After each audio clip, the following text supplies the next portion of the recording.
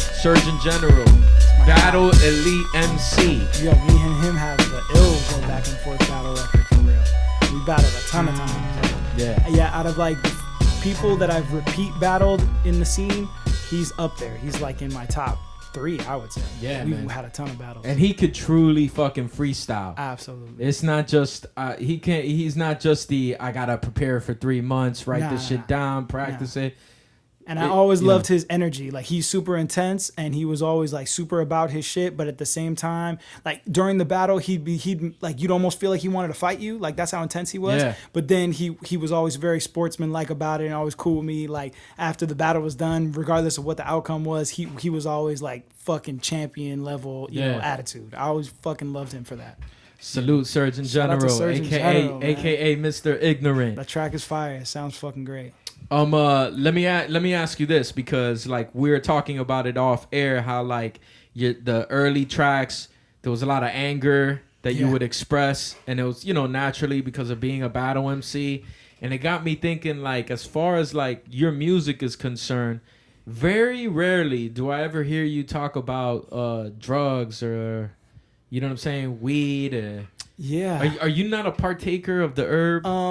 I don't really smoke. I did smoke I smoked a decent amount during my like teenage years, like everybody, you know, like when I discovered it. I was super straight edge up until like 10th grade. And then 10th grade I got into a like relationship with a girl who like fucked my head up, and she was like doing ecstasy and shit, and I was like feeling left out from that, because I really loved her and shit at the time, or whatever I thought I did. And she sucked me into it. So I was like, well, fuck it, I'm just gonna do some ecstasy and try weed and fucking whatever. And I got into that shit. I always been a drinker. Like, I always been cool with drinking because my family's British, so it's in our blood to drink. You know?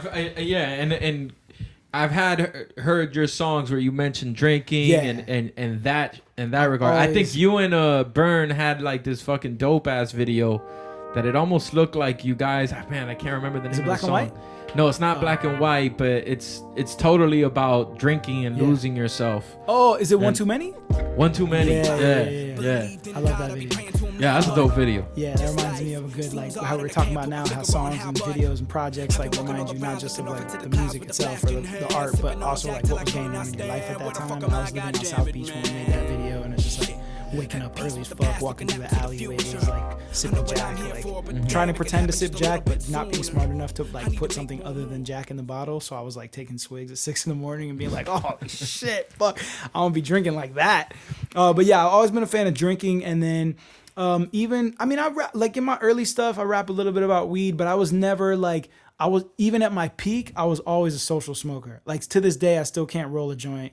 Couldn't roll a blunt to save my life. Right. Like, so I've always smoked with the homies. I never was like a smoker on my own, you know? So I never like, I would rap about it when it came up, or if I was like on a track with somebody and I've gotten high and smoked shit and whatever. So it's cool. I do understand it, but I think I never really wanted to do a track on my own accord because I was never that passionate about it, and B, it felt a little bit like poser, like to be like, you know, let me rap about how much I love weed, even though like I don't really love weed. I don't really love it like that.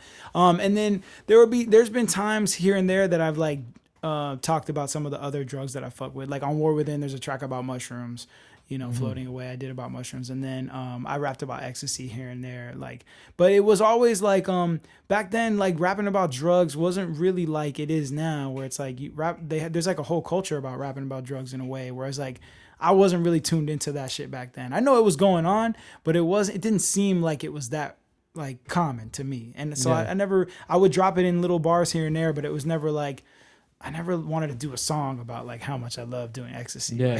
You know.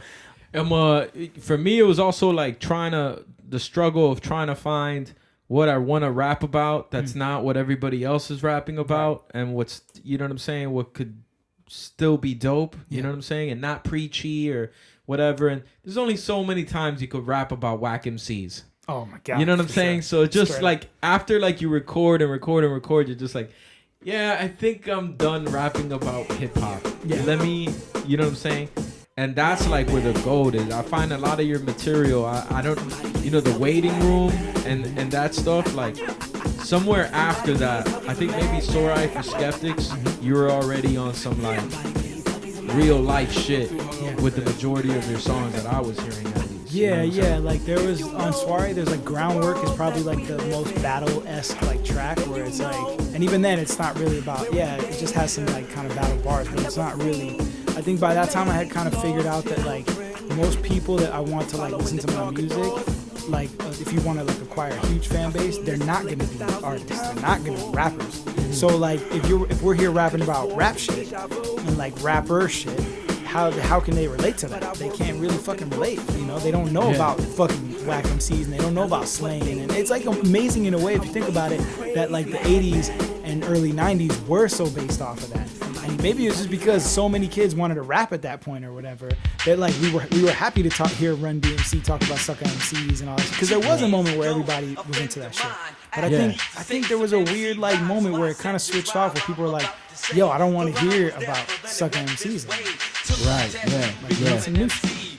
Yeah, and I think it's also like when you're the guy that just raps about whack MCs, and then you get tried up. And you don't rebuttal. It's just like, but this is what you do. Like, what the fuck? This is your shot. Like, fucking get him. Let's go.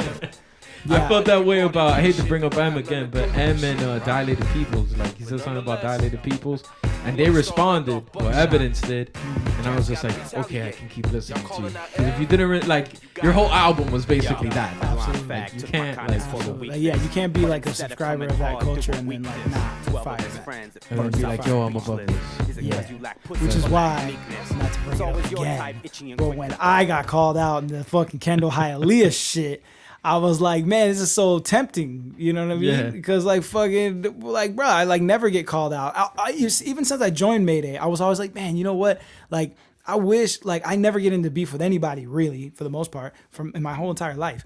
And the few people that have beef with me, it's unfounded. Like, it's not like I'm like, yeah, I kind of fucked up. Like, it's like they went off the deep end or did some wild shit, and I'm like, we just fell apart.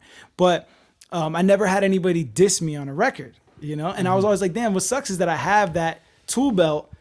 Like, I have the battle history, and I feel like I'm good at that diss tracks if I had to be, but I never really had to be, you know, because I'm cool with everybody, you know? Yeah. So when the Kendall Hialeah shit and Art dropped to be in his joint, I was like, damn, what the fuck? First of all, I'm not related to this. Really, I'm not in this. And then second, I'm like, damn, like I want to be involved almost because I love this shit, you know? Yeah.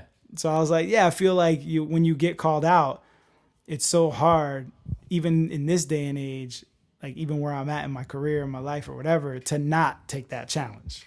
Yeah. It's so hard. I got you. You know? All right, look, we gonna get back to the people. We got to keep coursing through this shit because I know you got a studio session coming up. Yeah. So let's get into I meant to introduce the song earlier and then I fucked up because, you know, sometimes I'm a shitty host. But let's go.